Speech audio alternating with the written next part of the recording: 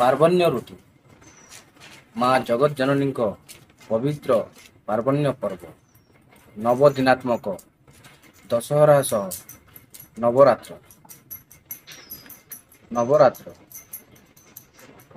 ଅର୍ଥାତ୍ ସଂସ୍କୃତ ଭାଷା ଅନୁଯାୟୀ ମାଙ୍କ 9 ରାତି 9 ଦିନ ଯାକ ଜଗତ ଜନନୀ ମା ବିଭିନ୍ନ ବେଶରେ ସୁସଜ୍ଜିତ ହୋଇ ଭକ୍ତ ଶ୍ରଦ୍ଧାଳୁଙ୍କୁ ଦର୍ଶନ ଦେଇ ଆସୁଥିବା ବେଳେ ମାଙ୍କ ମନୋଲୋଭା ଆକର୍ଷଣୀୟ ବେଶ ଦର୍ଶନ ପାଇଁ ସହରଠୁ ଗ୍ରାମାଞ୍ଚଳ ଉତ୍ସବ ମୁଖର। ଖବର ଖୁଲାସାର ଦେଖନ୍ତୁ ସ୍ୱତନ୍ତ୍ର ଉପସ୍ଥାପନ। ମାଙ୍କ ନବରାତ୍ର ପାଇଁ ଚଳଚଞ୍ଚଳ ବଲାଙ୍ଗୀର ସହର।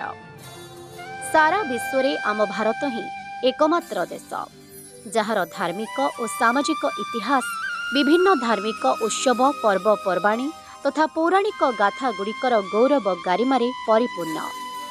ଏଥିପାଇଁ ଏଠାରେ ପ୍ରତ୍ୟେକ ତିଥି କୌଣସି ନା କୌଣସି ଆଧ୍ୟାତ୍ମିକ ରହସ୍ୟରେ ବିମଣ୍ଡିତ, ଯେଉଁଥିପାଇଁ ଭାରତରେ ପାଳିତ ପ୍ରତ୍ୟେକ ପର୍ବପର୍ବାଣୀ ଏହାର ଉଚ୍ଚତମ ସଂସ୍କୃତି ଏବଂ ସୁସଭ୍ୟତାର ସମନ୍ୱୟର ସେତୁ ଏବଂ ମାନବୀୟ ଆଲୌକିକ ଗୌରବ ଗାରିମାରେ ପରିପୂର୍ଣ୍ଣ। ପର୍ବପର୍ବାଣୀ ମଧ୍ୟରେ ଦଶହରା ପର୍ବ ଅନ୍ୟତମ।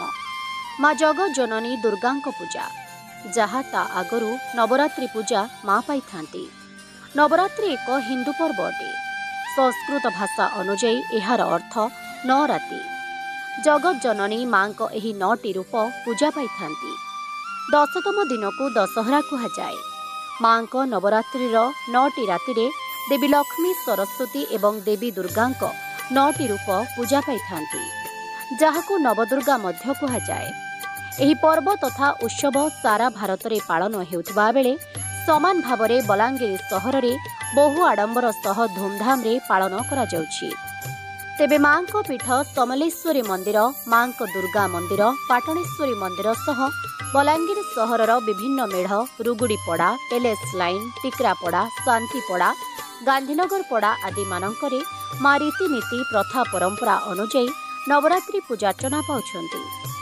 ସମସ୍ତ ମେଢ଼ମାନଙ୍କରେ ମାଙ୍କ ପୂଜା ଧୁମଧାମରେ ଚାଲୁଥିବା ବେଳେ ହୋମ, ଯଜ୍ଞ, ବାଜା, ଗଜା, ଘଣ୍ଟ, ଶଙ୍ଖ, ମହୁରୀ, ନିଶାନ ତାସା ଧ୍ୱନିରେ ମଣ୍ଡପଗୁଡ଼ିକ ଭକ୍ତି ସ୍ୱରରେ ପ୍ରକମ୍ପିତ ହୋଇଉଠୁଛି, ଯାହାଫଳରେ ଉତ୍ସବ ମୁଖର ପାଲଟିଛି ବଲାଙ୍ଗୀର ସହର ଏବଂ ବିଭିନ୍ନ ଜାଗାମାନଙ୍କରେ ସୁସଜ୍ଜିତ ଆଲୋକମାଳ ହୋଇଥିବା ମା ଜଗଜ୍ଜନନୀଙ୍କ ପୀଠଗୁଡ଼ିକ ଆଲୋକିତ ହେବା ସହ ଆକର୍ଷଣୀୟ ହୋଇଉଠିଛି।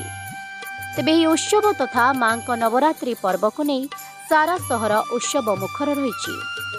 ଅନ୍ୟପଟେ ଧୂପ, ଦୀପ, ଘଣ୍ଟ, ଶଙ୍ଖ, ହୋମ ମନ୍ତ୍ର ଧ୍ୱନିରେ ପ୍ରକମ୍ପିତ ସହର, ଯାହାକୁ ନେଇ ମାଙ୍କ ଦୁର୍ଗା ପୂଜା ତଥା ପାର୍ବନ୍ୟ ନବରାତ୍ର ପର୍ବକୁ ନେଇ ଚଳଚଞ୍ଚଳ ହୋଇଉଠିଛି ବଲାଙ୍ଗୀର ସହର।